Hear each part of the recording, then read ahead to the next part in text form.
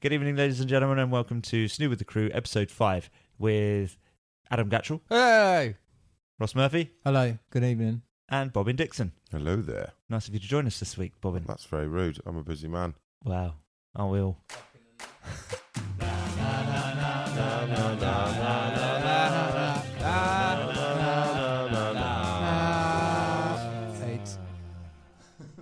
So, before we do anything else this evening, I just want to say thank you to everybody that's been listening so far. We're really happy that we've got quite a few repeat listeners by the looks of it, and fingers crossed that number's going to keep on growing. You could help us out massively, actually, if you could subscribe, add a like to the channel, and leave a review if you're listening to this on a podcast type thing. We want to know what you think.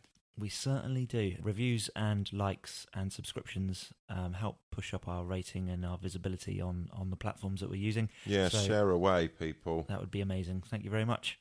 So, Snooze. some bloody snooze of the world. What have we got then, Snooze in the world. Chris? Snooze in the wild.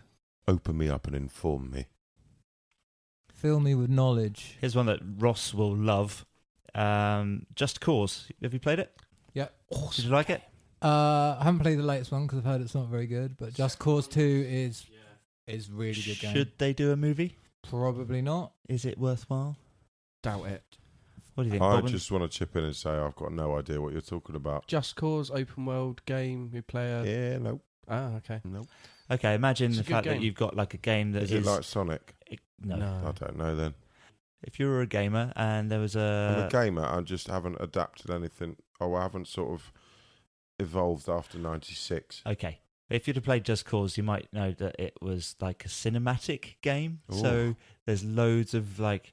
well, Massive just- explosions, car chases, ridiculous grappling hook I things. love a and- grappling But hook. it's really irreverent. To be honest, if I was going to say it was a movie that became a game, take all the over you the mean top that the bits other way around? from probably. Yeah. Can't remember what I said now. You said a That's movie 10 that seconds ago. became a game. Yeah. Yeah. If you Yeah. take Oh. movies... Oh, I stand yeah, corrected. yeah.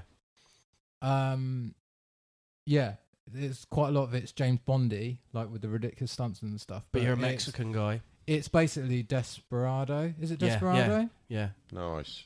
Yeah. Which is it's the good. remake of El Mariachi. Yeah, like that. Yeah, it's that ridiculous. That It's sounds good fun. amazing. I love Desperado and El Mariachi. Did not like Once Upon a Time in Mexico, but that's for another time.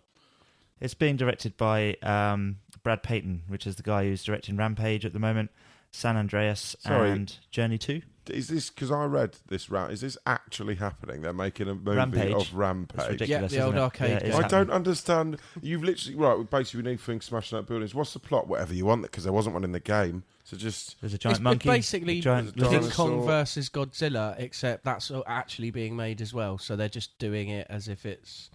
They are literally going, what's the shittest game and a shit film we can make from it? Rampage? Well, Tetris. I would argue. wanted to make a Worms or a Lemmings movie. Because actually, you could do a Worms movie, and it'd probably be quite good if you aimed it at kids. Yeah. You know, there's a Tetris movie coming, right? Really? Yeah. There's also an Emoji movie. Oh. Patrick Stewart's in it, and his character, if you go on his IMDb, it just says, Patrick Stewart, Poop. Really? He played Poop. Okay. Did you know Lemons? You know the game's based on lemons because lemons walk off cliffs. Yeah. Did you know that they drove them off a cliff in a documentary, and that's where the idea that lemons throw themselves off cliffs? They don't. They drove them off a humans cliff? did it.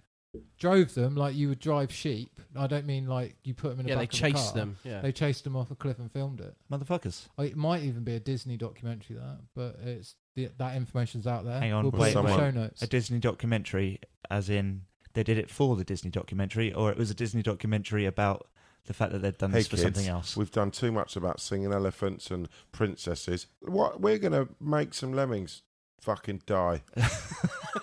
Disney took a Happy dark Christmas. path in 93. My God. There is a headline I've just found on the internet called "Lemmings Don't Commit Mass Suicide. Disney Pushed Them Off a Cliff." So that that must proves be it. I didn't true. make that up. It is. Thanks, Google, It for might be fake proving that. news, but Google it. Yeah, there's probably some... You could probably research it. Leave a and find out comment. if it's true. Talking of Disney, Ross, last week you wanted to know what the next live-action Disney movie was, didn't you? Oh. Yep. It's bloody Dumbo. Really? Whoa. Remaking Dumbo. Yeah, The live action. Live action. Do you know What? Dumbo's really short, isn't it? It's like 80 minutes. But no idea. I've have never you ever watched it. Oh my god. Watch it, Honestly, it's really good. if you want to get high without taking anything, watch Dumbo. It's the trippiest cartoon Really? in the world. Oh my god, it's fucked The pink up. elephant section in the middle is... Yeah, is- they is- get I've seen pissed. that bit. Oh, it's mental. They Yeah, don't I've get seen that pissed. bit, but it's, They drink something that is made of LSD. It's clown juice.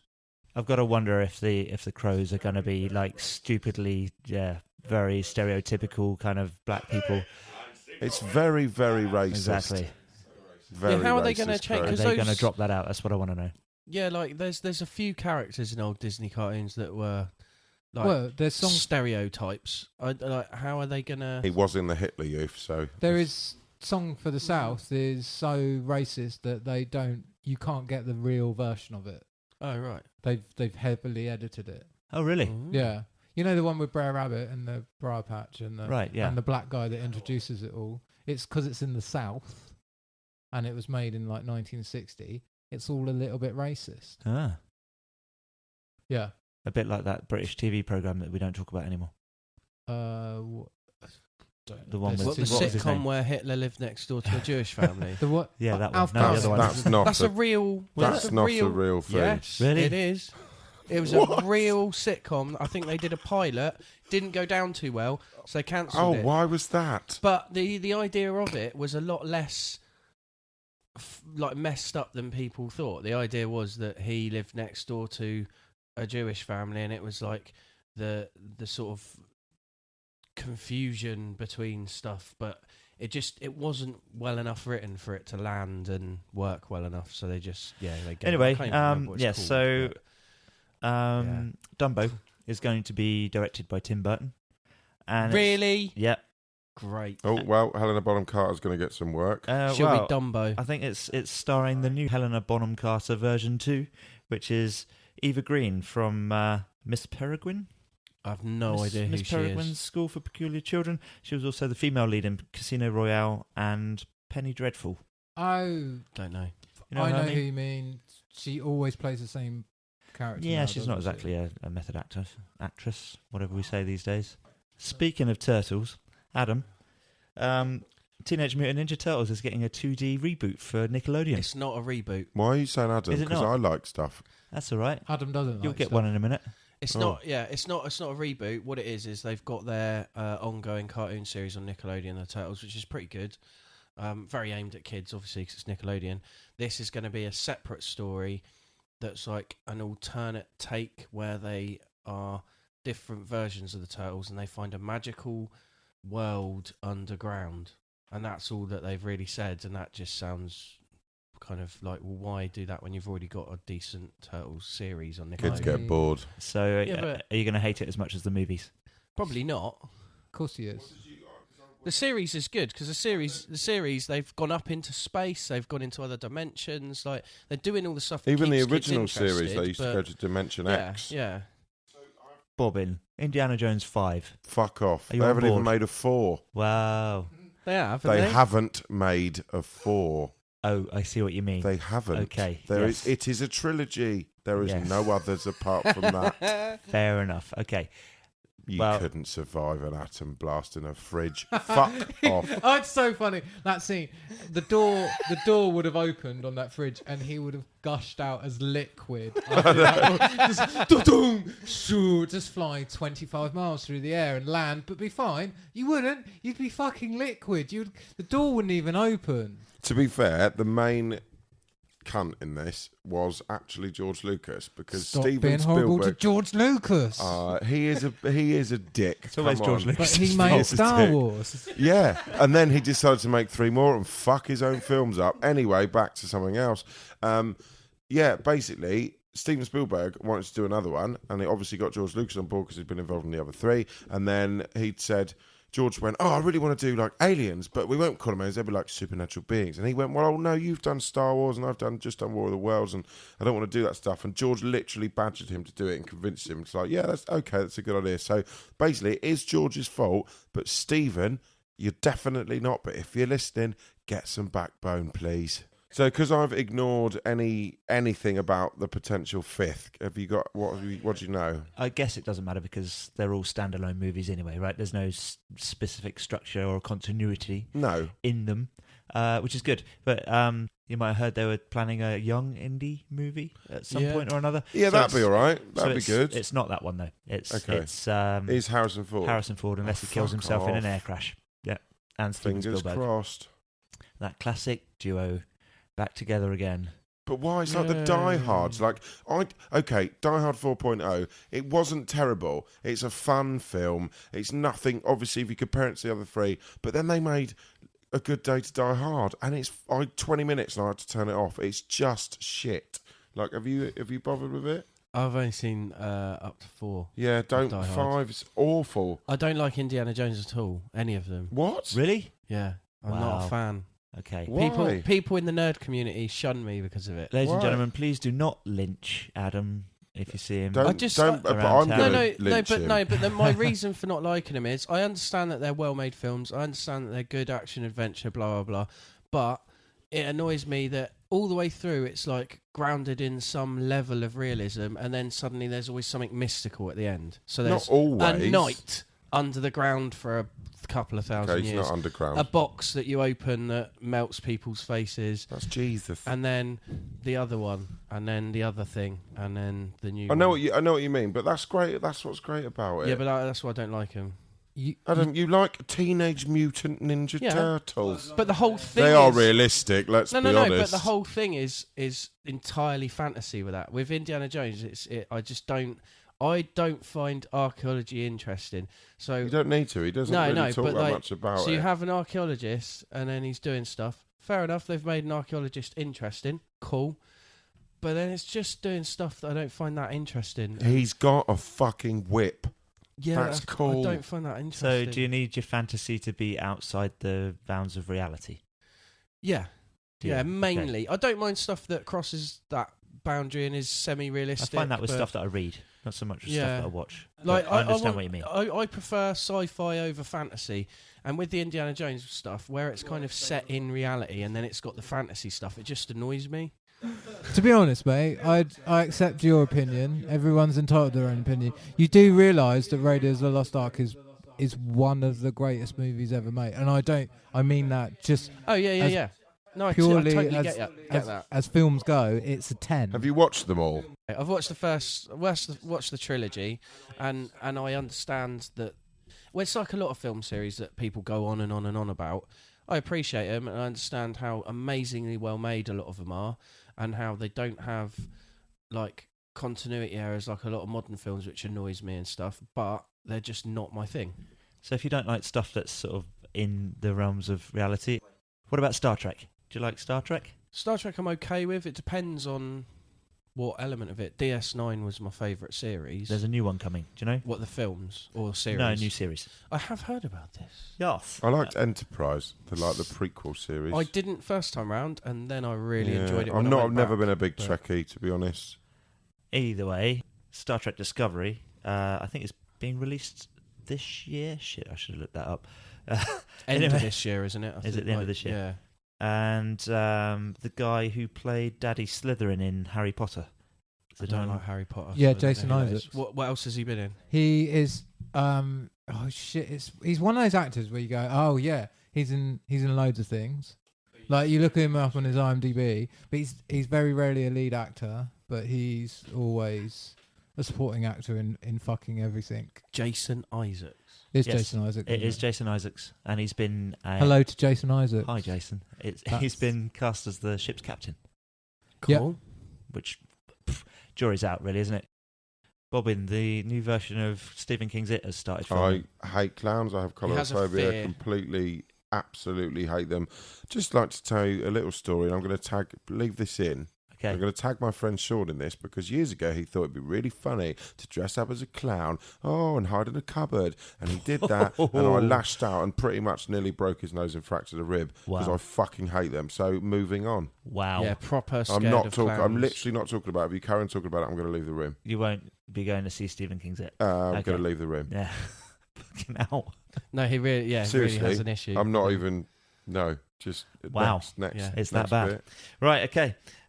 We better bloody segue on to... Jason Isaacs.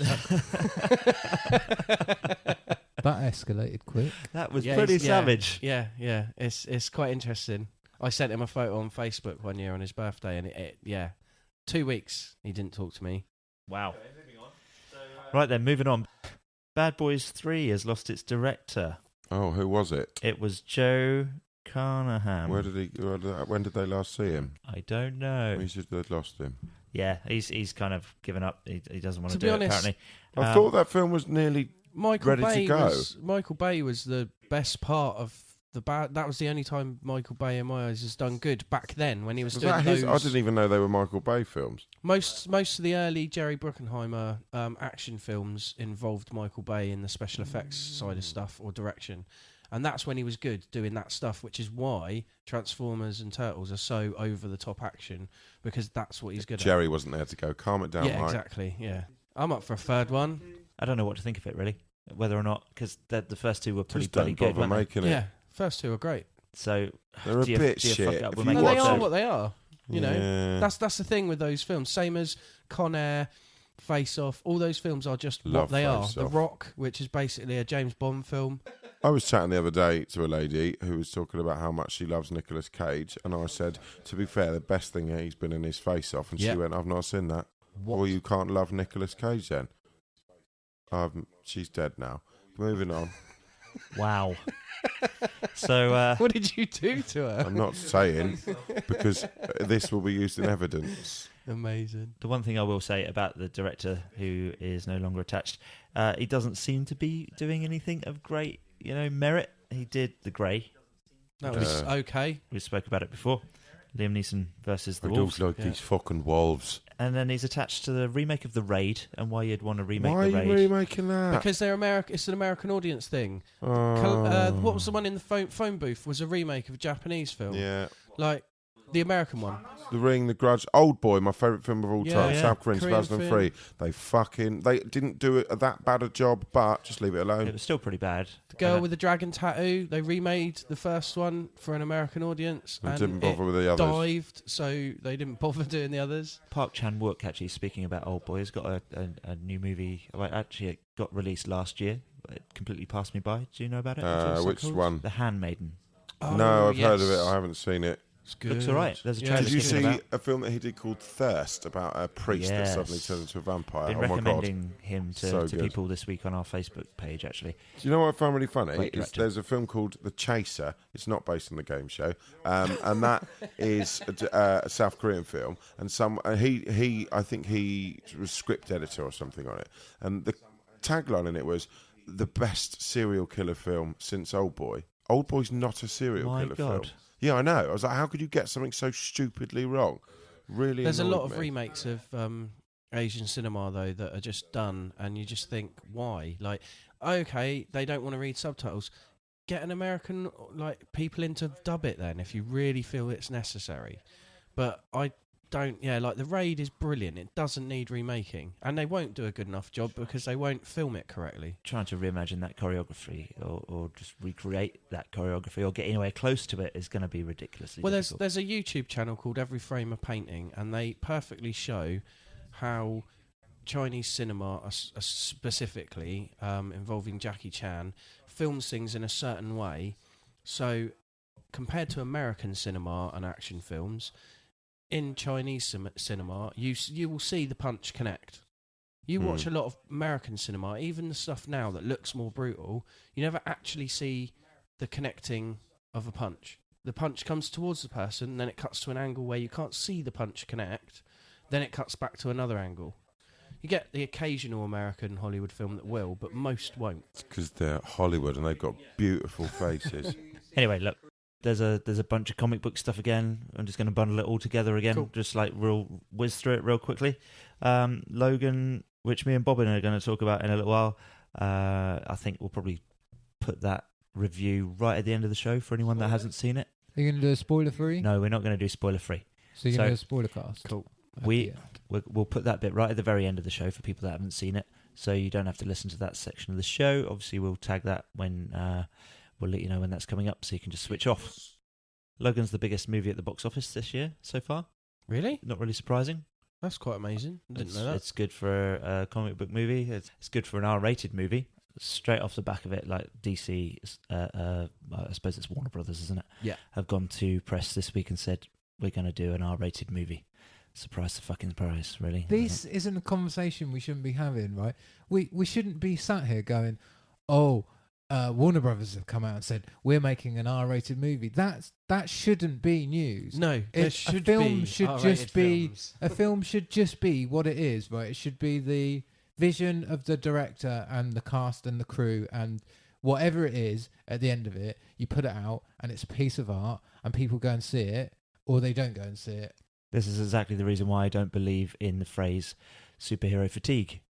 Yeah. You know, because at the end of the day, that suggests that we're only piling our way into the box office to see movies because they're based on franchises and things that we love, instead of going to see and expecting quality movies, which is what we are. I believe, and I hope we're doing. Yeah. Well, that's the hope, isn't it? But a lot of films are altered and changed and made to fit within a certain age rating now, because if it's a 12A, you're gonna get a lot more money made at the cinema. If it's an 18, you've got a much smaller audience. It's pretty hard for a movie to be an 18 now, though, isn't it? Yeah, pretty much everything's. There's films that have come out like Kite, which had Samuel L. Jackson in, which was a live action version of an anime, and as good as that was, there is no way that film should have been a 12. Yeah, absolutely. Yeah, that's obviously we've desensitized as a movie-going community quite a lot. I don't think we have. I think it's all to do with the fact that cinemas aren't getting as many people going now, unless they make a film a 12A or a 12, because then they've got a wider audience that will go and see it and spend money. But it's not them that decide how much will be in an R-rated movie, or at what point a movie has to be R-rated. No, that's down to either the BBFC or the American company. But I think a lot of film companies specifically alter their films to fit only by a cusp. Certain films, the things that are dodgy in them are only just on the mark where it still gets allowed by the companies to be a 12, even though they're just at that point where actually they could be an 18. Yeah, they do that on purpose. They submit a movie and they get told the rating, and then they get told what they need to change. Oh yeah. But to make it the rating they want it to But that's do. not because they're going to make it a good film. It's going to change things so they can have it at the rating they want to get the most bums on seats. And that to me is taken away from the art of it. That's all then becomes about the money machine, which is also an aspect of Hollywood. Hollywood is about making money as much as it is about the art. It's very rare now that you'll get a film that is just a film from a director and writer's point of view and their artistic vision. You know, unless they're a massive filmmaker that's had the opportunity to make Hollywood money and is then given the chance. And sometimes somebody's creative perspective will include pushing boundaries. Yeah. So therefore, yeah, at some stage, I suppose, it's probably easier to say that as an artist, not having those restrictions in place, as far as presenting things to your audience is concerned, is a good thing. However, we still need to kind of protect our kids. So Definitely. It's still important that we have those restrictions in place. I just looked on the BBFC's website just to see if there are what are the latest releases are, and the only two movies that are 18 rated that are currently due for release or have just released are Casino, which is the Martin Scorsese movie from Wow. like 20 years ago, because it's getting a re-release this year, and Headshot, which is an Indonesian movie. So Headshot's there's literally nothing. That's the same guys that did Raid. But that's ridiculous that only two films are into that rating that are coming out soon. Wow. Like that's insane. We could talk about this for hours. Yeah. We could. So Yeah. let's move on. Yeah. Batman, or the Batman, Joe Manganiello, is undergoing katana training Cool. for his role as Deathstroke, which I think is pretty cool. Wonder Woman's third trailer has been released, which looks all right. There's still the rumours that it's going to be a terrible movie, but that's for another day. I always struggle with rumours, and the best example of that is Paddington. Paddington had a hugely troubled production, Uh-huh. and Mr. Darcy, what's his name, pulled out of playing Colin Paddington Firth. right at the last minute. And like Empire podcast, Empire magazine say every day's Christmas Eve. You don't know how good a movie is until you've seen it. And Paddington is like a 5-star masterpiece, isn't it? And it was It's good. I haven't seen it, It's but really good. everyone I've spoken to, other than 1 or 2 people, have said it's really, really good. I love it. A couple of people have said it's a little bit too over the top action for a film about Paddington. Well, But then The thing is, modern it gives- kids films, isn't it? it So, gives everybody something. yeah. So, yeah, okay, back to DC. Supergirl and The Flash, they're doing a musical crossover. Interested? Weird, I think. Musical. Well, they did it with Buffy and Angel, didn't yeah, they? I just Did the was musical that a episodes? crossover? It was just No, a- but they did musical episodes Yeah. in both series, and they've done it with other TV shows. They had a musical episode in DS9. the Did they? musical episode of Buffy was really good because it ended really Yeah. poignantly, like because they were being forced to sing.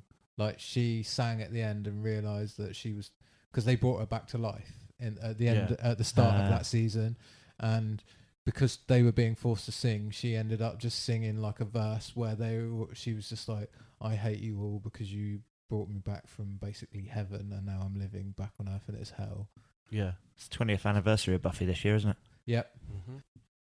Moving on from DC, Marvel, there's a load of Ragnarok details been released. Yeah, I saw the photos. It's interesting. It's a different colour palette to the other 2 Thors. It's bright and colourful, isn't it? Very. Jeff Goldblum looking like a crazy person with a blue half beard and stuff. Yeah. Thor's got his hair short, which Yeah. is a bit odd. I enjoyed both the Thor movies. So did thought I. They were, people give them a hard time, but I thought they were very like If they pull this one off, I just think bit of theatre on screen. I Aren't don't think they're the weakest Marvel films, personally. if they pull it off well, this one, it will make a good trilogy. In much the same way as I think Captain America is a very good trilogy, and I really like the Iron Man trilogy as well. Do we want to know much about the plot details for the movie, by any chance? What, Thor? For Ragnarok, yeah. I don't want to know yet. I'm so interested in just enjoying it when it comes. We know that they're crossing it over with Planet Hulk, and Is Mark Ruffalo in Thor? yes, Yes. And he's going to be the Hulk. yes. So for the minute, that's probably all you need to know for plot details. Mm. Right, yes, Deadpool 2. So do we know that Domino was going to be one of the characters in that?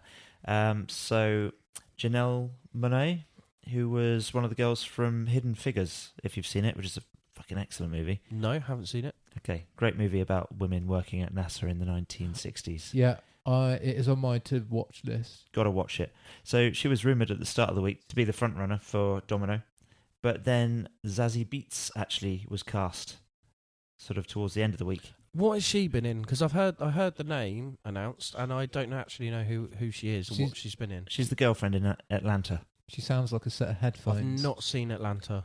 I don't know.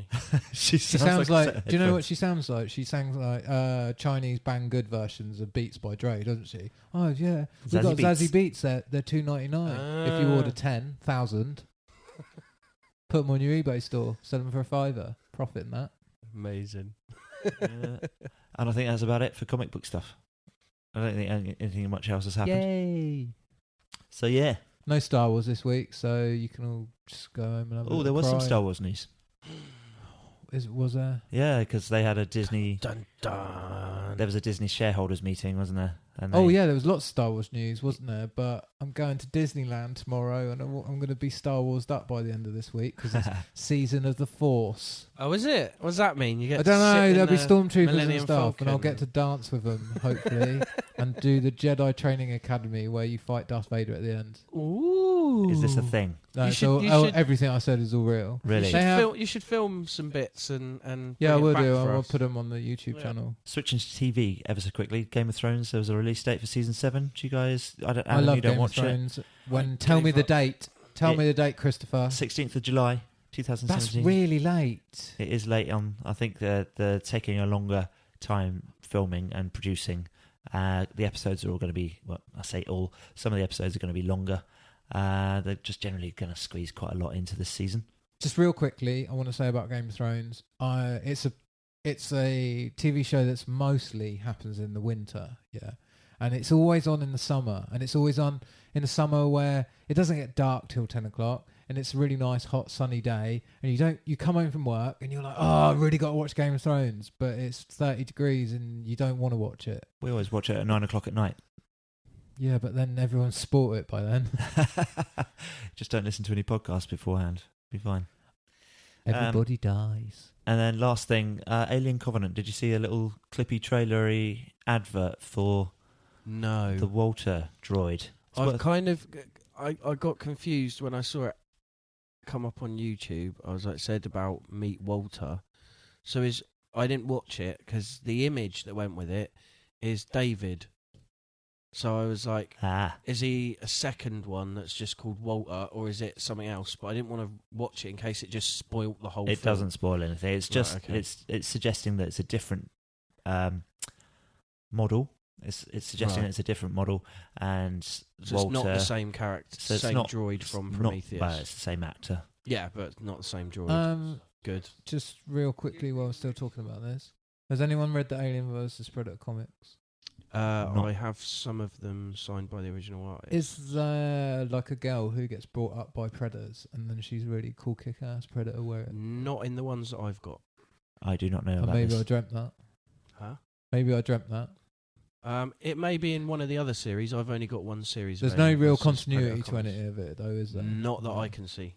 No, okay. Does RoboCop fight Terminator as well? That has happened in comics, yeah. Yeah. And Batman. This is Yeah. to anybody who's ever not read a comic before. They're not all Well, this shit. there's a Judge Dredd versus Aliens versus Predator comic coming out later this year. Really? By IDW. I'll tell you what to put is it out there. bloody amazing is Batman versus Judge Dredd. Judgment on Gotham. That if you fancy trying your hand at a comic book and you've not read anything and you think, well, I quite like Batman. How do these crossovers between companies happen? Is A it- lot of conversing, phone calls, emails, paperwork, and then signing contracts. So one company makes the money through the single issues, and one comic company makes the money through the collected issues, or they split the money evenly, or one comic company gets the ownership of that character for those issues and makes them and gets all of the money, and the other company just gets paid for a rights sort of control. It depends on the companies. While we're still talking about comics, Mm-hmm. why aren't there more good comics? There are more good comics than you realise. It's just what you're willing to What? read. Sorry, let me rephrase this Mhm. slightly different way. Why is there not more comics like The Watchmen that are that transcend their genre to the point where they're regarded as works of literature? I think there are. It's just a lot of them aren't as well known. Neil Gaiman's The Sandman is one that I can think of off the top of my head. Obviously, Watchmen's got the New York Times bestseller. It's been in the top 10 a couple of times. But there are some amazing comics out there that do go far, far beyond normal comic books. It's just they're just not as well known. The Sandman is part of The Sandman. There's one of the books. It's called A Midsummer's Night's Dream. It's the only comic book ever to have won the World Fantasy Award. I tried literature. to read Sandman, I find it difficult. Try to. and I didn't really enjoy it. And while we were talking about highly regarded comics, I tried to read Preacher as well, and I didn't really get into Preacher's either. amazing. I found Preacher, Watchmen, both amazing. Sandman, I struggle with, but I think that's purely. It carries on far differently to how it begins. Yeah, It's yeah. as in you've got to stick with it, and once you start to learn lots about all the different characters and the main character's family specifically, it becomes an epic story, and it's really huge. But then, have you read anything else by Alan Moore? Oh yeah, sorry, V for Vendetta. V for Vendetta. Oh, yeah, So I've you've got read that. that, yeah. I really like that. Can I just say a portion of that comic book was written on the Isle of Wight? Yeah. Did you know that? He was on holiday over here while he was writing some of it. What a place. And Yeah. also, I need to remind everyone that Alan Moore is a wizard. But no, with Alan Moore, like him, Neil Gaiman, a lot of the great British writers in comic books that people think of, have all come out of that 2000 AD area of comic making and storyline telling, and they are willing to push the boundaries. Like we were talking about with films earlier, with their comics, they tend to push that vision, that creative want to do something their way, and they don't tend to hold back. So there's a lot of other comics out there by people like Alan Moore, Neil Gaiman, Garth Ennis, Pat Mills, what's his name? John Akrundy, who did the Mask comics for Dark Horse. The Mask comics, the whole run from the very beginning, you watch his art style in the first couple of issues being awful, like Doug Mank, going up to being the ultimate artist at the end of the first series of the Mask comics. He's now one of the biggest sort of artists for DC, does all the Superman and Green Lantern and stuff like that. He started out doing the Mask, and those stories are just beyond fucked up. A Tommy gun. I like the Mask film. Yeah. It's really good. Yeah. Jim Carrey when he used to be hilarious. Nowhere near as violent and adult as the comics are. The Really? comics make The Walking Dead look tame. Wow, okay, Right. I've never read The Mask. Oh, so mate, I got the whole run. They are beautiful comics. Yep. The bit with the Tommy gun fucking kills him. There's no Of course like, he oh, does. they're just turning it into Tommy gun, shooting to scare some people. No, it just decimates a whole gang of people. There's the bit in the film with the garage where there's a guy comes out on a stretcher with a exhaust pipe coming out his bum. In the comic book, he ties a guy up in chain into a ball and stabs him with spanners, and then the other guy has an exhaust pipe shoved up him so far that his head is the shape of an exhaust pipe. Wow. Because basically it's Loki leaves a mask on the planet for a bit of fun. Yeah. And a tribe have it as like a thing where they do a ritual every so often, but someone ends up nicking it and it ends up in the hands of a slightly angry guy. And then as the comics go on, the mask ends up moving around between person to person, and then eventually goes into other universes and crosses over with other comics. So you get Lobo crossover with the Mask. Ah. You get Barbed Wire, the Yeah, one they did yeah, as yeah. a movie with what's the name, Palmer Anderson in. So like the Mask passes between these universes, and the final one they did, like that's officially part of the storyline, was that the Joker gets it in Batman. Wow. Okay. Yeah, it's interesting. The Lobo one's amazing. Okay. Whole universes get destroyed. It's dark. See, But yeah, so there's stuff out there like The Mask, which is a totally different direction from like The Watchmen, but almost as satirical as Watchmen, but in a different way. It's almost like the idea is that the mask that is left by Loki on Earth gives someone this like Looney Tunes ability of madness to just sort of go and do what they want. do you have like a top 5, should we say, of comic book runs that people can buy as a graphic novel that you'd recommend that people go and read? What adult stuff or just generally? I think generally. Generally, I'd say The Mask is my number one favourite comic series Really? of all time. Number one. And you can buy 2 collected volumes of all The Mask. Okay. I'll probably say Watchmen's up there in my top 5. Let's add a caveat to this. You're always going to say 2000 AD, but you can't really count that. Well, no, It's a 2000 AD, continuous. yeah, Judge Dredd you can't count because you've got... It's like saying 40 Batman. years It's of like it. just going, Batman. What I Sure. will say is, if you know who Judge Dredd is as a character, and you understand who Judge Dredd is, or you've seen the film Dredd, that's probably enough to be able to read the Day of Chaos stories, which is 4 graphic novels volumes of Judge Dredd, which is all about Mega City 1 changing the laws to allow mutants from the Cursed Earth around The megacities. Yeah. like the mega cities. How many back mega in. cities are there? There's Mega City 1, which is where Judge Dredd is. There's the Texas City, which is Mega City 2. There's Brit-Cit, which is the British one. There's the Sovsec, which is the Russian one.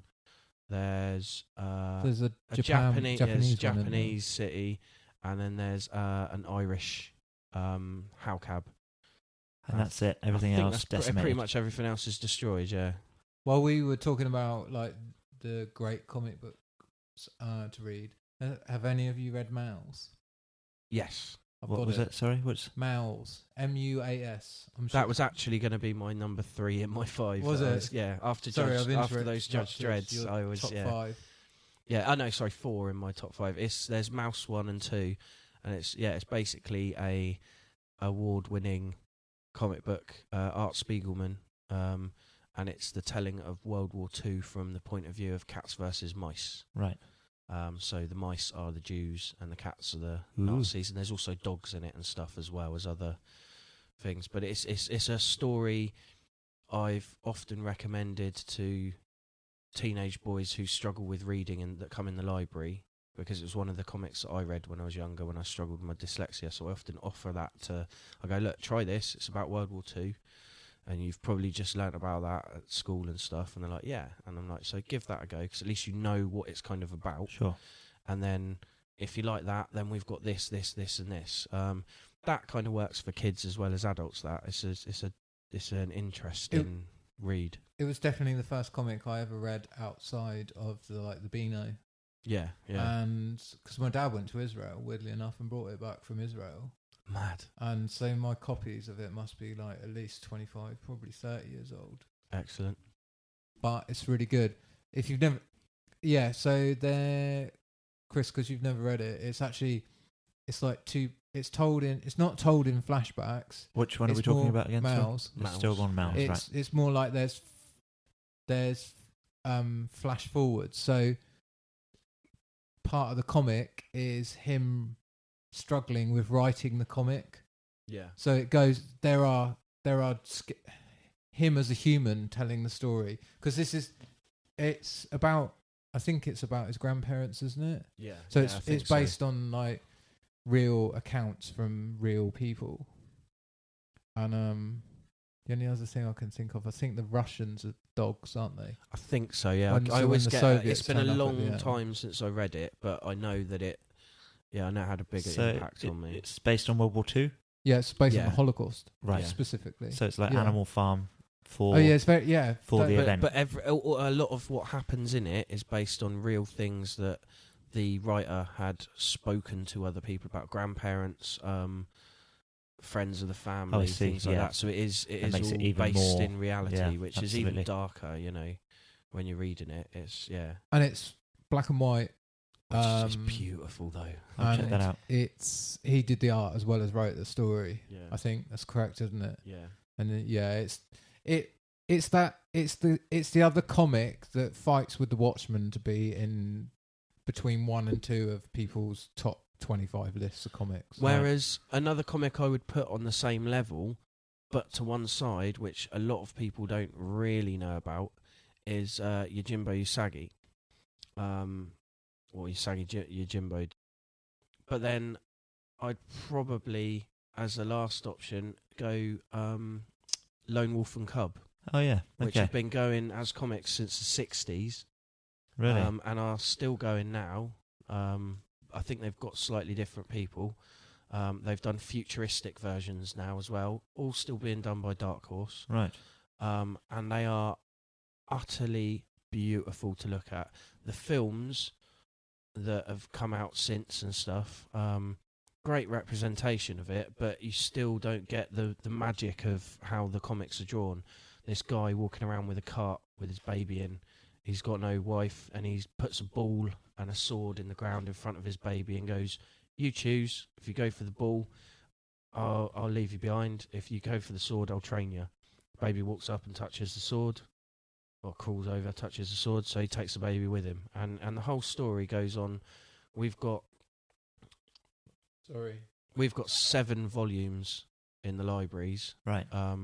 Each volume's like quite a thick, chunky, small book, but they artistically, storyline wise, and generally just something that's slow paced that you just want to sort of merge with and forget about everything is amazing. Did they do a TV series of this in the 70s as well?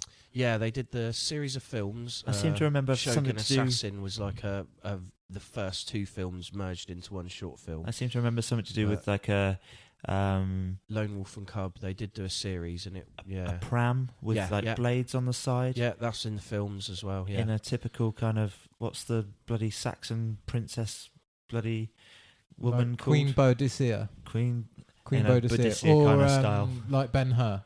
Yeah. We did blades on your wheels. Yeah.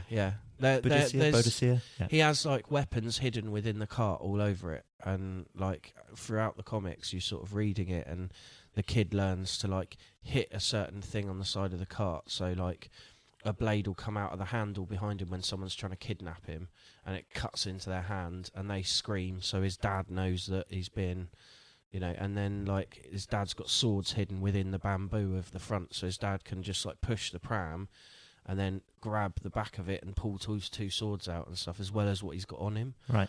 And there's a lot of I can't. It's a difficult one to explain, storyline wise and stuff. But I'd say anyone that's up for it, it's black and white. But it's just beautiful. Fair enough. Highly recommend anyone that's not read many comics and is a bit like, I don't really want to read about superheroes. Go and try that. I think. Shall I do my recommendations? Yeah. So, have you got any, Ross? Or I just wanted to, while I remembered, while you were talking about cool little black and white books, Scott Pilgrim's really good. Scott Pilgrim. I've still never read it. Never managed to get past the first and I think issue. it's done. I think it's written and drawn by the same guy. Yeah. And it's done in that sort of weird sort of American manga, American anime style, isn't it? Yeah. Cool. Right. So So my recommendations. These aren't in any particular order. There is a number one, definitely, but we'll get to that in a minute. So there's a run of comics called Skull Kickers, which is fantastic. It's based in fantasy realm with a dwarf and a guy who carries a couple of guns, and they're kind of like heroes for hire type thing in a fantasy realm, and it's fucking funny. It's hilarious, and the artwork is beautifully bright and bold and crisp. And if you want a comic book to really get your teeth into, it's quite a long run. I think it's in 4 or 5 collected editions right now, so you can go out and get that. That's bloody good. The Crow, the original John O'Barr, The Crow, is fantastic as well. Is The Crow less gothy than this film? No, it's a dark and gritty story, and the reason the films are as gothy as it is because the comic book originally is all so much black ink. Right. But I think the film does it justice. Yeah. Certainly back in the day, it was one of the best comic book movies around.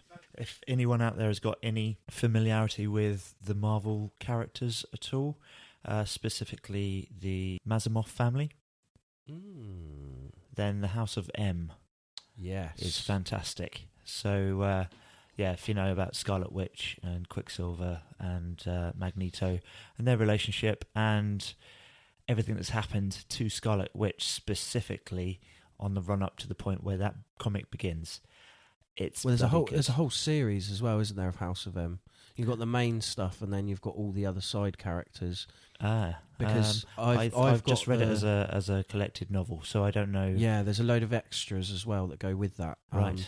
Basically, what it is one of the characters, Scarlet Witch, which is in the Avengers Ultron movie. Who's in X-Men Apocalypse? Is that the same? No. Sorry. So her character, her brother is Quicksilver. Quicksilver's in there.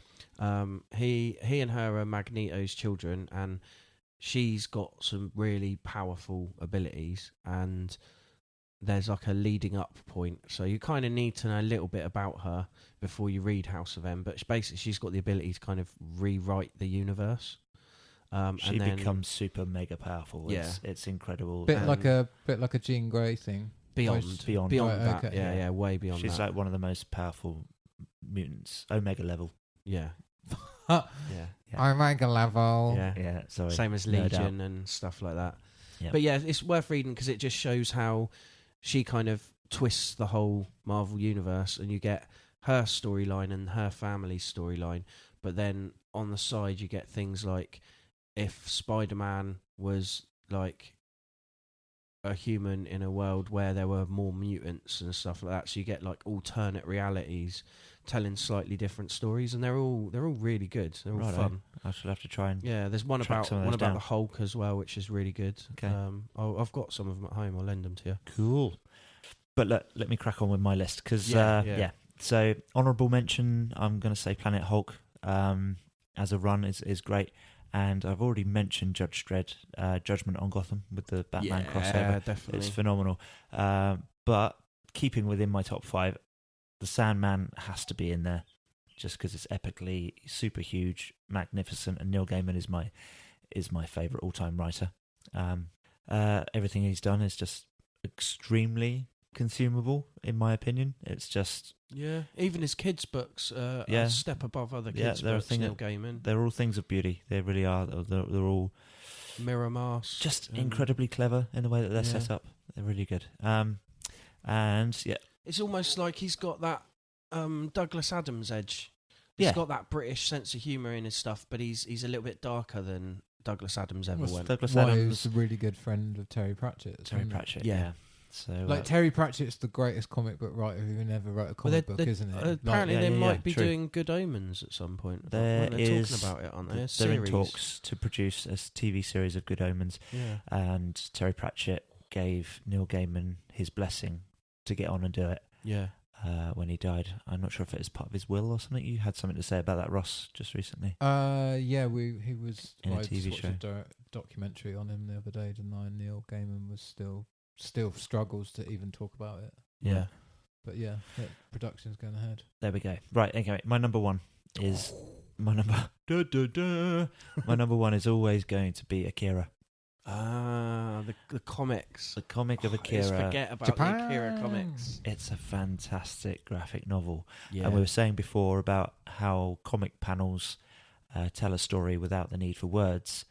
There are pages and pages and pages without a thing written in text. Yeah. And some of the epic 2-page spread artwork, it's a thing of beauty. And it's really worth spending your money if you want to go and spend sort of, I don't know how much the collected issues go for now, but I know when they were being released, they were sort of £20 per issue, and I think there are 5 of them, if I remember rightly. Yeah, I think it's a 5-volume series. Yeah, so it takes the story so much further than the movie. The movie's just a snippet of it, just a section. I could probably get them digitally anyway. Oh, you can actually. I've got them digitally. Thinking about it, if you want copies. Yeah, because I can read them on this. If you like the Akira comics, then you'll probably like for the artistic reasons that you're saying about like the pages and pages of nothing being said but stuff happening. Is it a little dinosaur? No, it's all right. We'll get to that in a second. Then. If you look at Lone Wolf and Cub, there is like 18 pages in a row of just him fighting 3 or 4 samurai, and it's just like shots in black and white of just like the trees in the background and his shadow and silhouette and the enemies, and then the movement of each character, and it's just these beautiful, intricate but slower paced explanations of what's happening. Right. So I think you'd probably quite enjoy those, and also one that you might probably quite like, Ross, because it's the same sort of thing but involving zombies, so you might find it quite fun, is Shaolin Cowboy, which is a more recent comic I've got. Massive, like, hardback book that's about A3 pages, and the middle section is across the top of each page. There is the meter of the fuel in the guy's 2 chainsaws he's got on the end of a golden bow staff, and then sounds epic. Yeah, and then it's 27 pages, which was 2 of the individual issues, of just him running through hordes of zombies doing kung fu with this bow staff with chainsaws on the end until it runs out of fuel. And it's literally like 2 issues worth of no words other than the fuel gauge words and just images of him hacking up. It's so beautifully done. It's ridiculous, but it's beautifully done. And what was my point? Oh yeah, do you remember a little dinosaur in Tekken 3? Little dinosaur character called Gon. Yeah. His manga is he's originally a manga character, right? So I didn't realise that. There's amazing. a whole set of it's novels of stuff none of it, not a single word's written in any of it, and it's Amazing. the stories are epic. It's like him versus bear, or Yeah. him versus other animals, and just there are sound effects, I suppose, in there, and grunts, but No obviously actual- all the characters are just animals. Rad, because he was the hardest character to beat in Wow, that game. If you Well, were, he was a pain in the ass sometimes. yeah. But then if you got the guy that did capoeira, you just You just kick him into the air and then kick him in the air and Button then kick him bash. on the floor. Yeah. So just to Eddie. recap, the SNEW with the Crew top 5 comics is actually 6 comics, and it's Mouse, Akira, and Watchmen, with The Mask, Sandman, and what was the other one? What were you basing your top 6 on? Just all of the comics that we like. It's like, you haven't read Mouse, but me and Adam had, and I'm basically saying it's probably the best comic ever, and he's like, yeah, it's definitely up there. We've all read Watchmen. We all, whether it's our favourite, appreciate that the Watchmen Yep. transcends the whole genre. Your favourite comics, Akira. Your favourite comics, The Mask. Yep. And then it's fairly standard. And I suppose if we were going to drop one more in there, it'd be my favourite comic, which is probably The Walking Dead, because I'm still reading it and I still love it. It's actually all of Andy Kirkman's stuff. Robert. Actually, I'll just edit that. All of Dave Kirkman's. You know Dave Kirkman works down the road, doesn't he, in the co-op? He was played Sometimes Darth Vader. Sometimes writes comics. What's the other one that he's writing at the moment to do with possession? I don't know, but he did one called Chew, didn't he? Or was that just an Image comic? Chew is an Image comic. I don't know if it's him, but yeah. Doesn't matter. Right. So that's probably enough talking about comics, isn't it? Yeah. That's the topic of the week. That was the topic of the week. Topic of the week. So that about wraps up our topic for the week. Next, we're going to talk about what we've been consuming. I have mainly been watching Logan at the cinema, as has Bobbin, so we'll just do a full review of that right at the end. So spoiler warnings, we'll leave the review until the last bit of the show, so you can stop that if you don't want the movie ruined for you.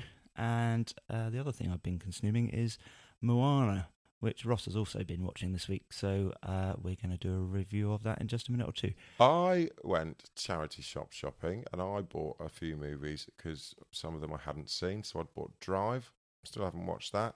Okay. I also bought Lincoln, still haven't watched that. Yeah, that's on my watch list actually.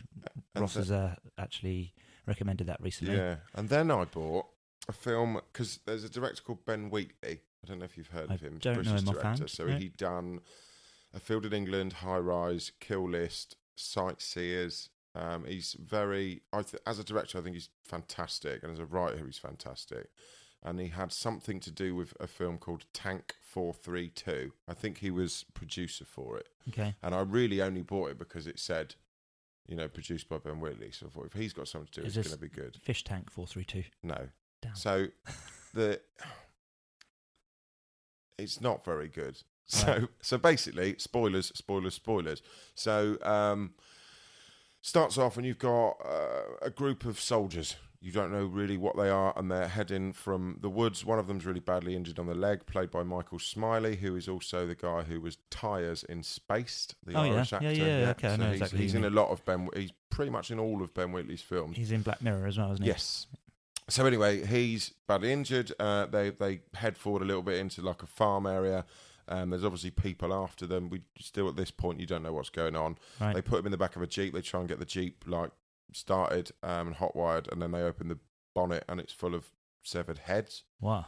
Then they go in the barn and there's all the bodies of old soldiers that the heads belong to. So they're like, what the fuck's going on? They basically leave him in the back of the van, fuck off into a field and find this tank. They then think, right, we've got to get in the tank. At this point, you don't know what it is. It's like a big person wearing some kind of mask in a big overcoat, and they're trying to shoot at it, but nothing's happening. Okay. So they then go in this tank and they lock the door, and then they work out basically they can't get out the tank. We are talking about a military tank, are we? A military tank, Right, okay. yeah.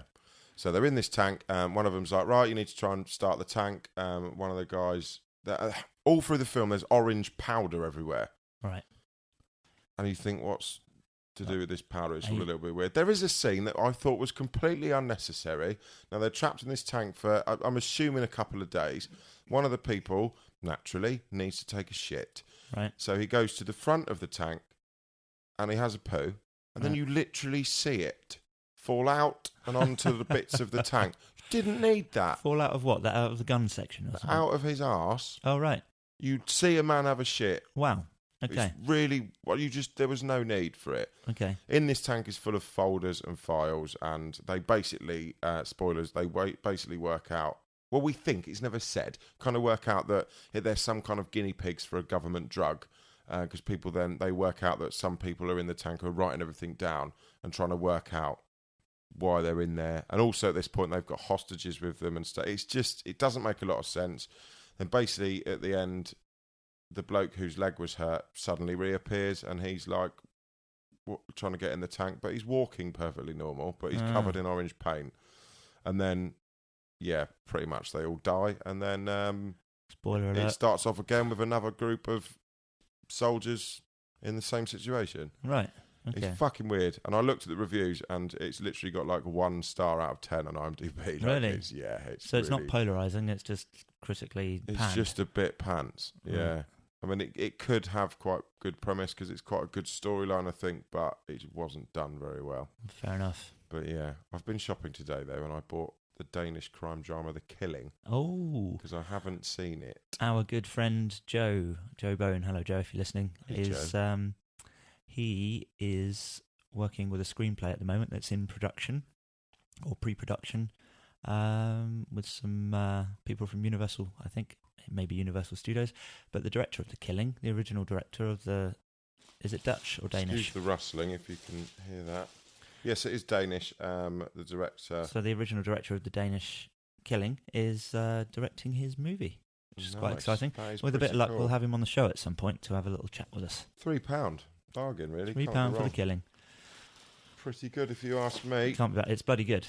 I've really still good. got. Have you seen Vikings? Are you No, I tried it and didn't get on with it very well. really? So I bought.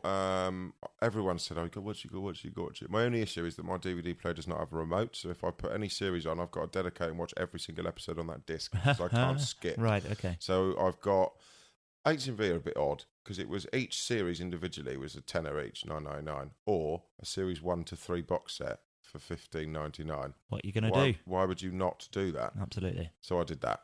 Okay. So I've got all of Vikings to watch. So we'll see what happens. So you'll tell us about that another time. Yeah, I'll take but I'm really late to get into stuff because people are like, "Oh, you just started watching it. We're on like series 5." So yeah, fuck you. I've just started. I've got a job. Are you going to watch Lincoln this week? Probably, yeah. So I'll try and do the same. And we'll Okay. try and do a review of it next Yeah. week. Let's do that. Because, what's the director? Hey, welcome to a podcast where we review films that have been out for about 4 years. Yeah, that doesn't matter. That's all right. People can, like me, I go back and watch older stuff and I don't necessarily look for reviews, but sometimes if a movie has been poignant enough, I will look for a review just to see what other people's opinions are. Adam, what have you been consuming this week? Oh, Sleepaway Camp, which I mentioned earlier. It's a film from 1983. My mate and me quite like bad films, right? So we will quite often watch a bad film, either together or separately, and then chat about it. This one, he went, "Oh, it's one of those bad films, but honestly, like I can't tell if it's bad or if it's actually genius." And I was like, "Right, Oh, okay. good bad or bad good. Bad or good bad. Yeah, exactly. Yeah, he couldn't. He was like, I'm not sure. And I watched it, and Sleepaway Camp, 1983.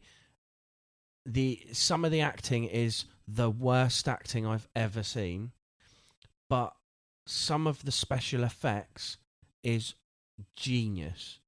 It's set in a kids' camp in America during the summer of 1983. There are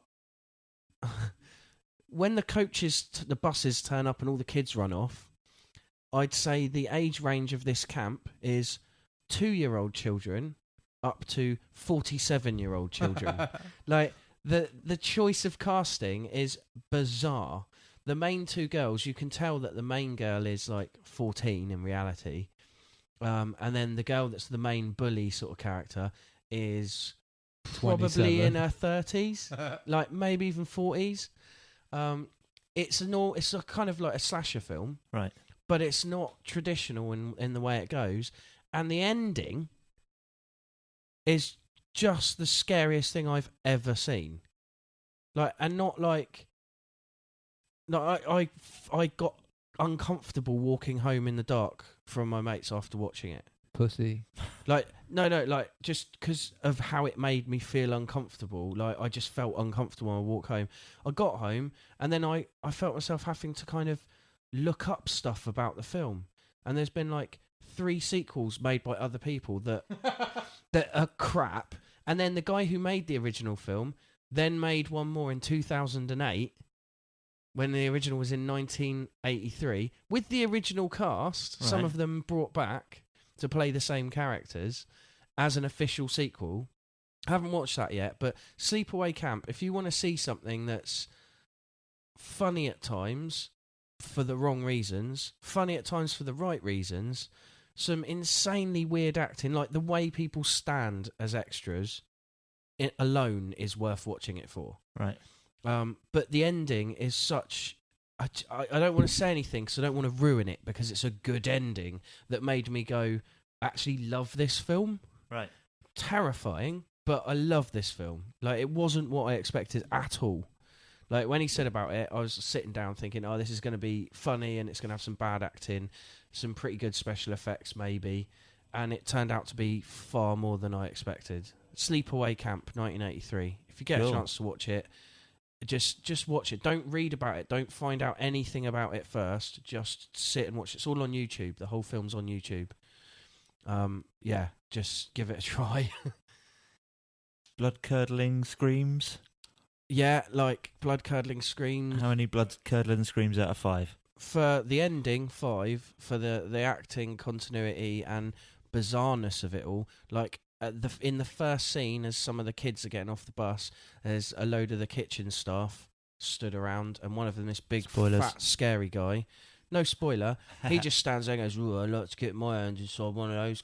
Like, blatantly tells all the other staff at a kids' camp that he's a paedophile. Wow. That's alright, it was the 80s. It's alright, he gets killed, so it's fine.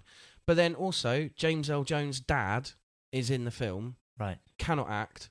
Right. And he plays a guy that works in the kitchen, and it's almost like they've made him a stereotype of someone that was a black slave that now works and has a job. Right. But I can't tell if they've done it on purpose or it's just his bad acting.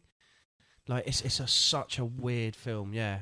Honestly, give it a watch. Okay, I have to stick that on the watch list. Yeah. Yeah, I'm weirdly entranced to watch that now. Yeah, well, this is I'll what... say to Anna next week, we'll just watch this really shit film. Yeah, Sleepaway Camp.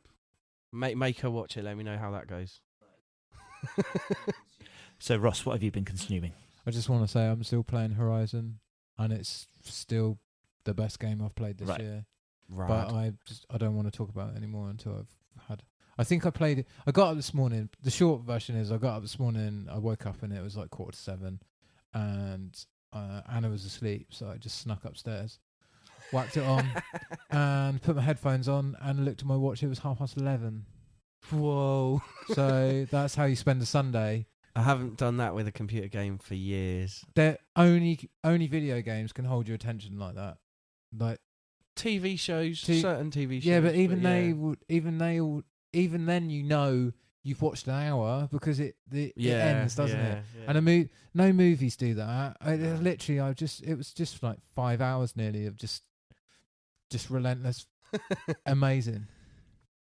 So the only other thing I've been consuming, Chris, is Moana, because I'm going to Disneyland tomorrow. Ooh. And I believe you've seen it as well. I have, yeah. I really enjoyed it. What did you think? You really enjoyed it? I did. Yeah, I thought, okay, let's face it, it's very Disney. Yep. It's nice to have lots of songs back in. Is it a Pixar work? No, it's Disney Animation Studios. So it's not Pixar. Okay. So lots of singing in it. So these are the guys that did. I think if I remember it right, they done Tangled. Followed by Prince and the Frog. Frozen. Prince and the Frog first, wasn't it?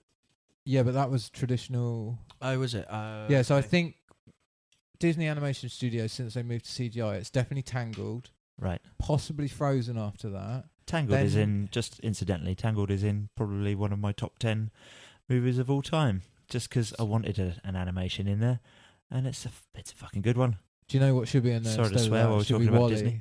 WALL-E is the best animation movie ever made. I named my dog after one of the characters. Yeah. Pisses on the floor. Do you remember that character in WALL-E that pisses on the floor everywhere? No, didn't happen, did it? Next. Yeah, so I think Disney Animation She's Studios. a puppy. Anyway. Disney Animation. She's a puppet. Anyway, carry on. Disney Animation Studios. I think they started off with Tangled. I think there's another movie between that and Frozen. Yes, there is. So it's Tangled, Wreck-It Ralph, Frozen, Big Hero 6, Right. Zootopia. Haven't and seen now that. Moana. I'm probably missing some there. You've got But to see Zootopia, Adam. Zootopia is excellent. Imagine, you know how Roger Rabbit is a noir, a LA noir piece, yeah? Well, Zootopia is an almost LA noir cocktail told with anthropomorphic animals or animomorphic. It's one of those words I can't say. Animomorphic. Yeah. So imagine if a bunny was a cop. So it's a bunny cop movie Yeah. rather than buddy. Yeah. It is a buddy cop movie. Yeah, it's a bunny cop but movie. it's very, very much a noir piece at times. So I was trying to and do a it's dad excellent. joke that fell Yeah. flat on his face there. You need to be. leave 'em to You need to be Chris. 40 years old to see this. And it's got one of the greatest gags ever put on cinema in the recent years, the sloths that run the See, I really like the sloth. DNV. Sloth, You know, whatever you wanna say. the driving set, you know, where you go to get your Yeah. driving. Yeah, it's run by sloths. And Amazing. and it's so painful because they literally are like, It's kind of. It's almost cringeworthy humour, isn't it? But Yeah. it's brilliantly pulled off. Because I saw a review of Zootopia and someone was saying that it's interesting, but that it's almost got like forced social cultural themes in it that they're trying to force down your throat throughout the film, and it kind of brings you out of the story of everything else. It is a bit distracting in places, but it's a fairly simple narrative. I think it's where it's a movie about animals all living together and there's predators and prey. It obviously is always going to have a little bit of a message, like a bit like Animal Farm. Yeah. Yeah, I think that narrative's already been set before they even try and attempt Yeah, that someone subject. was saying it's got themes of sexuality and themes of racism within it that feel forced. But again, like I say, I haven't seen it, so Right. I would say no, right. Okay. not forced at all. Right. Cool. But anyway, back to Moana. I think Moana carries on Disney Animation Studios' form, their current form of being better than Pixar. I know it's a bold statement, but It is a bold I think statement. since WALL-E and Up, Pixar have probably been a little bit off the boil compared What have they to... done since WALL-E and Up? Inside Out. That Is was a- great. I enjoyed it. That's amazing film. That's Yeah. really clever, emotional. But they've also done things like Cars 2. Oh, hang on. The Good Dinosaur. Is that Walt That's- Disney No, or is it Pixar? don't think so. I think Should we Google that's it? Walt Disney. Let me check while you two carry on. It's talking. certainly one of them. But anyway, we're getting stuck in the minutiae when we should be talking about the Moana. Yes. The other thing I'd like to say real briefly, before we start talking about Moana, I think we're at a point now with CGI where there's no going back from this. They can do more with CGI than they could ever do with hand-drawn animation. I'm not saying hand-drawn animation detracts from a story in any way. I just think Disney are at a point now where they can tell a better story with the tools they are using than they could if they went, oh, let's go back and do traditional animation. Sure. Absolutely. It's also a timescale thing, isn't it? Like once you get to a certain point with digital animation, you can kind of put things together a lot quicker than you can with hand drawn. And you don't need to hire Korean Stuff. people to put Yeah. in 25 cells in between the ones that you've drawn that you know. Yeah. But I that we think- were discussing last week. I think we've hit a point like we discussed the other week with Toy Story. I don't know if I made it into the podcast, where I think Moana's still going to look good in 25 years' time. I think it's hit this point now where we Yeah. go, that is an acceptable level of, Old Toy Story did make it in. I see what you mean. Yeah. yeah. Whereas 25 years ago, Toy Story looked a bit rubbish now. Yeah, but then Incredibles, I went back and watched that the other day, and because of the style of it, it doesn't look dated. No, that's true. Whereas the first Toy Story, maybe it does look a bit dated. You're right. because It the is style's stylized, and it's different, but- stylized in a comic-y kind of way. Whereas the Toy Story characters, the human elements, in my opinion, are the ones that make it look particularly bad. Though Toy Story 3, they've upgraded that ability Yeah, they upped it to a point. In but line with modern techniques, yeah. So yeah, we've got realistic-looking characters in Moana, haven't we? They're all, Well, they're sensibly Disney structured. real, aren't they? Yeah, true. Okay, so no spoilers.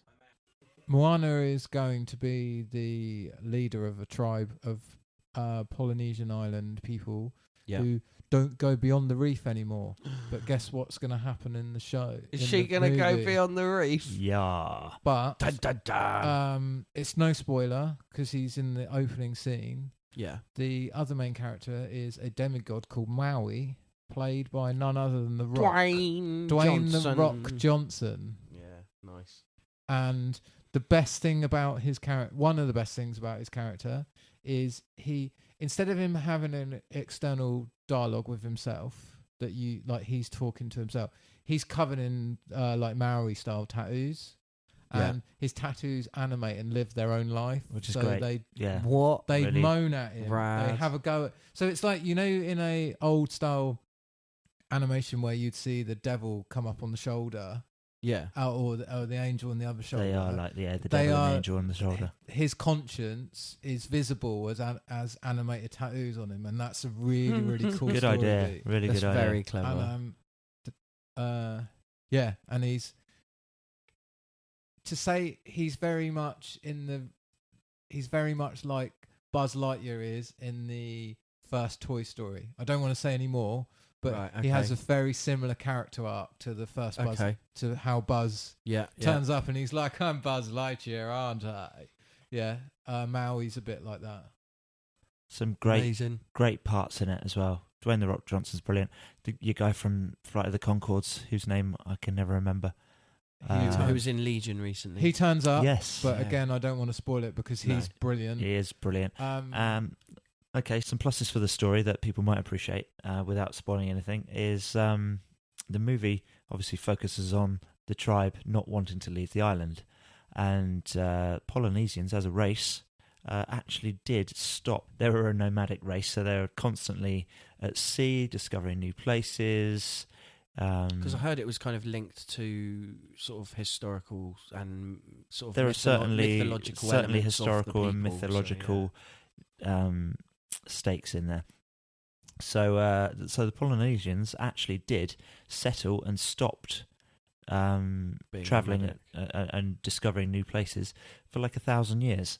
So Wow. that's sort of built into the story a little bit. I really like that. Cool. And so Yeah. the demigod Maui apparently some of the so he's a New Zealand he's a Kiwi mythological Is he? character, I believe. Right, okay. And if you look at the styling of the movie, you can see it's very Kiwi, and I suppose a lot of Americans are going to think that it's Hawaiian, maybe Yeah. straight Right, away. Okay. When you should really think of it, I think, as more like Kiwi, and I think that's yeah, absolutely. Because definitely there are at least 2 Kiwis in the cast as well. So Yeah. the guy Yeah. from Flight of the Conchords is in it. Yeah. But also Moana's dad is The guy that played I Django forget his Fett. name, but it's Django Fett. Boba. Boba. Yeah. Boba. Yeah. Boba had my armor, Boba. So it's got some nice little elements of sort of Kiwi and Maori mythology. Cool. But apparently some aren't really so happy with the movie because it leaves out some quite important elements and suggests that Maori himself was, a dick when in actual Right. fact, he's quite an important figurehead for their mythology. So I think another important thing with Moana is that she's a very strong female lead character. She's not just in a tower waiting to be She's saved. She's not a princess by any No. stretch of the imagination. played by a 16-year-old who I don't think has done much work before this. Cool. But really, yeah, she Actually using did more very well. sort of unknown actors and Yeah. voice actors again. That's nice. But going again with the current form from Disney, very much in the same sort of mold as Jyn Erso and Rey in Star Wars. okay. Like not needy at all and able to. Do Why are the you job holding as my? good as Why the do you keep boys. holding my hand? Yeah, that's brilliant. That I like Such that. a good So line. good. Stop holding my hand. Yeah, I like the fact that then Disney aren't still doing the sort of dippy. Oh, it's almost Princess in thing. places it's cookie cutter, but at the same time it's self-aware. Yeah. So it points at it pokes fun at itself in places because of these Yeah. things. The in jokes, the jokes within the film are great. They're fantastic. Yeah. It's what I'd always expect from a really good movie, personally, and what would for me make a really good movie is the ability for it to take me on a roller coaster of emotions, and it bloody did. It made me laugh, made me cry a bit. It's just breathtaking. Disney and Pixar seem to be doing that a lot, though. They seem to get that mix of emotion, action, and a decent enough storyline to kind of connect those two things together in a way that actually makes sense. Yeah. I just like they're kind of doing all this like strong female characters, which is great, and they're taking away the weaker princess kind of thing, which is good, because for a long time they had just the girls need to be saved by boys, and now they're kind of doing some of the opposite. But I'd like to see a Disney film about a brother and sister where they're equals. Yeah. Like, like a Hansel and Gretel style story, but where they're equals, and it's a tale of sort of a brother and sister and how much they care for each other, rather than one of them's got to save the other one. It's like they're saving The someone. thing is, because they haven't done that yet. They have that movie, but it's about two sisters. Oh, Have yeah. they? What film's It's called that? Frozen. Frozen. Yeah, I can't. The amount of singing. With No, there's not a children lot at of my singing in that. No, but the amount of But singing again, I it's a got good- from children in it's the a- library, I can't deal with that film at all. It's a story about two sisters, a relationship Yeah. between two sisters. I want a brother and sister relationship in a film. Okay, Explained sorry. properly. So I'm sorry that we got it almost exactly how you wanted it, but you Yeah. can't bring yourself to watch it. No, it's Disney though. Like I didn't come up with the idea, so I I can't know. commit to it. I think you should. I think the only other thing I want to say about Moana that I think's been quite controversial is there's a chicken in Moana, and I don't know the politically correct way of saying it, but he's retarded, absolutely retarded. And I think What I think- physically or mentally? I don't know. Is he educationally challenged? Is he physically As much as I don't disabled? want to say that word, I think it is the only correct way to describe it, because I think genuinely they were probably skirting a line with a bit. It's a mental handicap, I would say, with that character. Yeah. However, it's a chicken, and I realise that they do try and personify their animals. And there was one animal that I thought was going to be the main one. The pig. Yeah. There's a pig in it. And Yeah. There's no spoiler, Adam, because there's a pig in it at the start, and you just go, "Oh, here's her buddy for the movie." Exactly. Not in it. Not in it. Just Yeah. not in it. Yeah. And then at one point she's actually eating pork, and she's the pig's there, and she's like, "Oh, nice pork," and she's like, "Oh, sorry." So I found it hilarious, but I can understand why there would be certain sections of the internet, for want of a better phrase, for the world, would find that chicken a little bit on the offensive side. Yeah, yeah. There's also no real big baddie. Well, there is. Oh, There, yeah, there I know is, what you but there mean, isn't. yeah. There's no strong. There's no. You know, in a lot of movies, they cut away to the baddie, and you hear the baddie talking about his plan, and he's got an evil plan, and There like, is- when there is you a baddie. when you compare the baddie, like Jafar is a baddie who has its own scenes being the baddie, whereas the element of bad in Moana isn't. It's isn't it's the human condition and inaction. How deep is that? Thanks, Disney. That's right. Spoiler alert. Anyway, I missed that completely, which That's is fine. lucky. Anyway, right. That's probably enough about Moana. I think that's probably enough this week, isn't it? it probably is. Let's wrap this shit up. Right, Adam, where can we find you? You can find me on the Facebooks and the YouTubes under Adam Gatchell Arts. Ross? You can find me at Disneyland Paris for the rest of the week. Come say hello. Right, so now we've got rid of those two. Bobbin, let's talk about Logan. Yes, please. What did you think? I First- really enjoyed it. I didn't like the other two Wolverine films, the standalone. Origins I just didn't like, mainly because they ruined Deadpool, they ruined Gambit, and Will.i.am was in it. That was the main reason I hated it. Will.i.am was in it, wasn't Yeah, he? he is. Yeah, he plays. He was one of the Can't team even at the beginning. remember his. Yeah, it was just that really annoyed me. And then the one in Japan. There's so many continuity errors in X-Men. I just don't know where to begin because people are like, oh, because someone said I said about the wolf, like about Logan, and I said, but at the end of the Japanese one, he hasn't got adamantium anymore. They were, yeah, but kind of Days of Future Past sort of, you know, kind of robs it all out. robs it. But there is a bit in Logan where there's a lot of little Easter eggs, and one of them is that there is the samurai sword that he's given. Yep. So they are acknowledging Wolverine. They are, like, and they acknowledged a few other films. So, as well.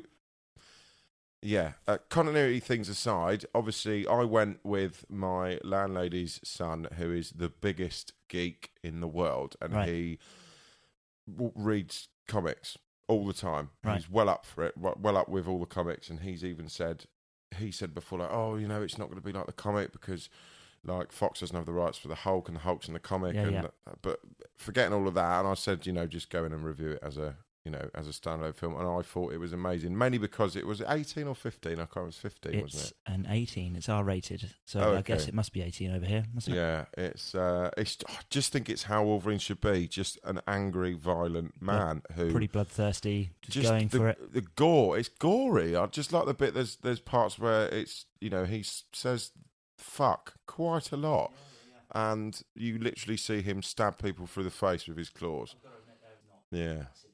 So storyline wise, I thought it was good. Obviously there are comics in it, but those comics are not real X-Men comics. So that is a point I want to make about what you just said about the continuity errors, or the fact that there have been continuity errors and bits and bobs that wipe them out, is just literally the fact that you said, you know, some of the stuff that's written in the comics, some of it happened, some of it didn't. It's very loosely based on the Old Man Logan comics. Yes, yeah, like, yeah. just loosely. My point is, though, I think what they were pointing to is that what happened in some of the previous movies is just what she's been reading in the comics.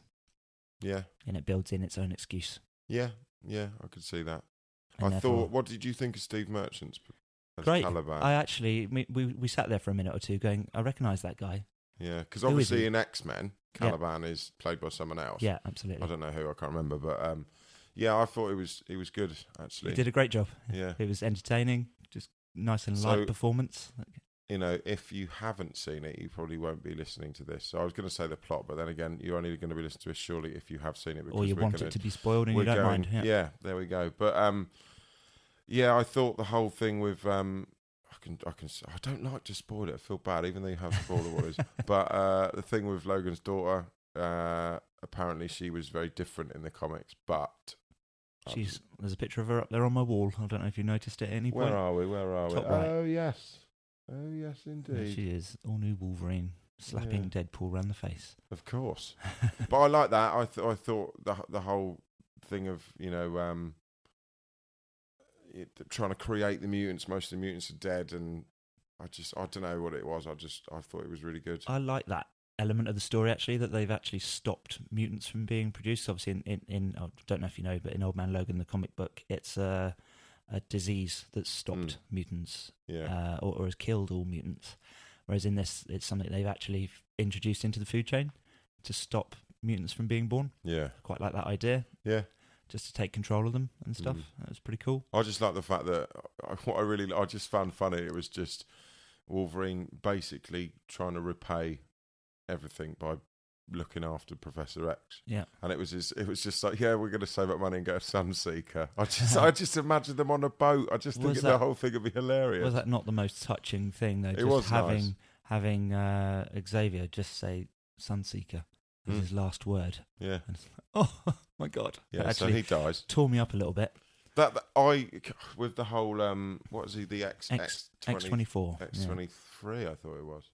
She's X23. Oh, okay, right, Yeah. yeah. So yeah, X24 is Wolverine clone basically, but just the bit when obviously he's in there and kills Professor X. Yeah. My first thought was, oh, Wolverine's had a haircut all of a sudden in the last 5 minutes, and then it was like, oh. No, he's on the credits as it just being him. So I've got to wonder if they aged up Old Man Logan and aged down X24 or something like that, because they did look, they did look quite disparately different. Is that the right word? CGI on it. You could do anything these days. Yeah, I suppose. But like the fact that you've questioned that, but you haven't questioned the fact that half of his head got blown out by a shotgun. That's fine. Well, good makeup. Yeah, true. Did you have any problem with that? Actually, the adamantium bullet. No problem with it. Why would I? Well, because if we're going to look at old movies and the lore of X-Men movies up until this point, certainly like X-Men Origins, we all want to ignore it, but it does suggest in there that even an adamantium bullet shooting Wolverine in the head isn't going to actually kill him. It just erases his because he gets shot with it at the end of. He does, yeah. And I actually forgot about that because I forgot about Wolverine Origins because I just didn't. There was elements of it that were good, but I just really didn't like it. If you ignore the fact that we're just saying that perhaps it was just a comic anyway that she was reading or whatever, or that part of the story only exists in the universe of a comic within the Logan storyline, then it really doesn't fucking matter at all. But if it's the case that you can kill him with an adamantium bullet, well, then you don't actually need the bullet because Wolverine's got adamantium claws. So you could just stab him in the head. I was wondering if they were decapitated. There are storylines in the comic where Logan has been taken down to a ridiculously small body part, like I think just an eyeball or something like that, and he's grown back from it. What's a load of bollocks? I know, it's a bit silly. I'm glad they didn't do that. Yeah, I'm very glad that it's not appeared. The thing is, ever, some of the comics, even some of the characters and spin-offs that have happened from some of the comics are stupid. Yeah. Like Marvel I think they were just pissed, like, oh, this would be funny. Some of them are stupid. But just go and present this to Stan Lee, see what he says. See what he says, it'll be alright. But I loved it. I thought it was really good. Fair enough.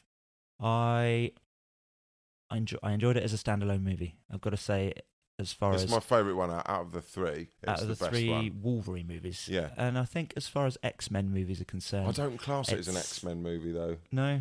Because it's, for me, an X-Men movie's got all of the X-Men in it. Well, yeah, I mean, that's all going to change, though, in the nearish future, I think. The thing is, everyone's going, they can't make another Wolverine. Well, technically they could, because this one's set in 2029, so you could always do one in between and before it happened, like, quite easily.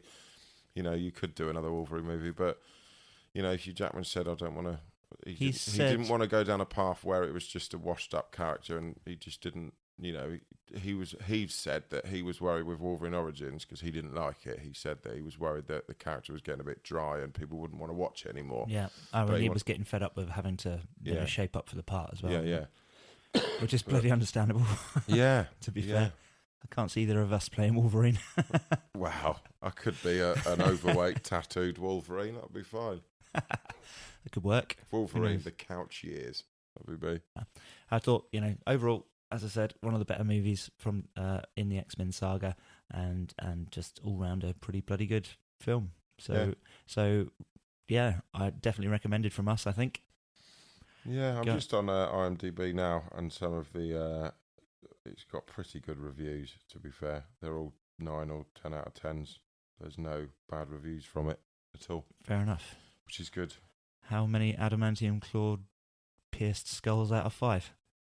For me, I'd go 5. Yeah, I'm definitely close to 5, I think. Yeah, maybe 4. 4.5, 4 something and like 2 that. claws.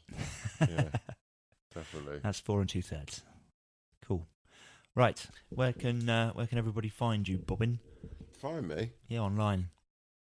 What do you mean? I don't mean in person. Don't give out your home address. I thought we were playing hide and seek.